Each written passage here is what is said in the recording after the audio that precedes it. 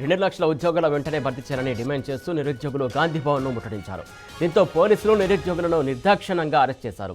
ప్రశ్నించే విద్యార్థులను ఎక్కడికక్కడ అరెస్ట్ చేయడం ఏంటని విద్యార్థి లోకం భగ్గుమంటోంది. గాంధీ భవన్ ఎదురుగా భారీగా మోహరించినటువంటి పోలీసులు విద్యార్థులను ఎక్కడికక్కడ అరెస్ట్ చేశారు. కేవలం మాటలకే పరిమితమైన కాంగ్రెస్ పార్టీ తమ విషయం పూర్తిగా విఫలమైందని నిరుద్యోగులు మండిపడ్డారు.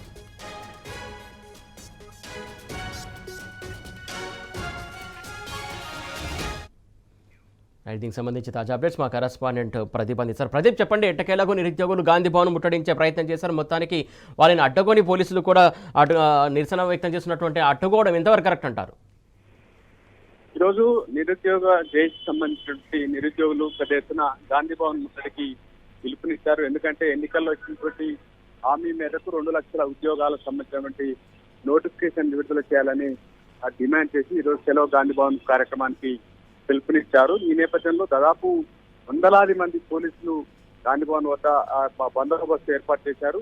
అక్కడ ఎక్కడికక్కడ వచ్చేటువంటి నిరుద్యోగులను అరెస్ట్ చేసినటువంటి పరిస్థితి అయితే ఉంది. కొంత గందరగోళ వాతావరణం గాంధీ భవన్ పరిసర ప్రాంతాల్లో నెలకొన్నటువంటి పరిస్థితి. అయితే 10 మంది నిరుద్యోగులు ఏదైతే గాంధీ భవన్ లో వినతి పత్రం ఇవ్వడానికి వస్తున్నామని కూడా చెప్పారు. వినతి పత్రాన్ని కూడా రాసుకుని ఉన్నారు. ఎందుకంటే ఎన్నికల్లో ఇచ్చినటువంటి హామీలకు సంబంధించి 2 లక్షల ఉద్యోగాల నోటిఫికేషన్లు ఇవ్వడం లేదు. ఆ రోజు కాంగ్రెస్ పార్టీ అధికారంలోకి రావడానికి నిరుద్యోగులుగా మేము అన్ని గ్రామాల్లో పర్యటించి కాంగ్రెస్ అధికారం రావడానికి కృషి చేశాము. కానీ ఎన్నికల్లో ఇచ్చినటువంటి హామీని అమలు చేయకుండా రేవంత్ రెడ్డి సర్కారు నిరుద్యోగులను మోసం చేసింది, నోటిఫికేషన్ విడుదల చేయడం లేదని వారంతా ఆగ్రహంతో ఉన్నారు. అయితే ఆ ఎన్నికల్లో ఏదైతే స్కూటీలు కూడా ఇస్తామన్నారు, నిరుద్యోగ వృత్తి ఇస్తామని, ఇవన్నిటినీ హామీలను అమలు చేయడం లేదు. వెంటనే గతంలో ఎన్నికల సమయంలో చెప్పిన విధంగా నోటిఫికేషన్లు 2 లక్షల ఉద్యోగాలకు నోటిఫికేషన్లు ఇవ్వాలని డిమాండ్ చేశారు. మరోవైపు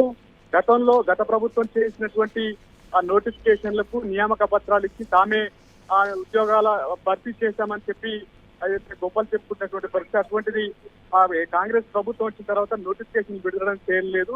ఇచ్చిన హామీ మేరకు నిరుద్యోగులకు సంబంధించి 2 లక్షల ఉద్యోగాల భర్తీకి నోటిఫికేషన్ విడుదల చేయాలని పెద్ద ఎత్తున గాంధీ భవన్ ముట్టడికి నిరుద్యోగులు పిలుపునియడంతో భారీగా పోలీసులు బందోబస్తు ఏర్పాటు చేసి వచ్చినటువంటి నిరుద్యోగులను అరెస్ట్ చేసినటువంటి పరిస్థితి అయితే ఉంది. Right, thank you Pradeep.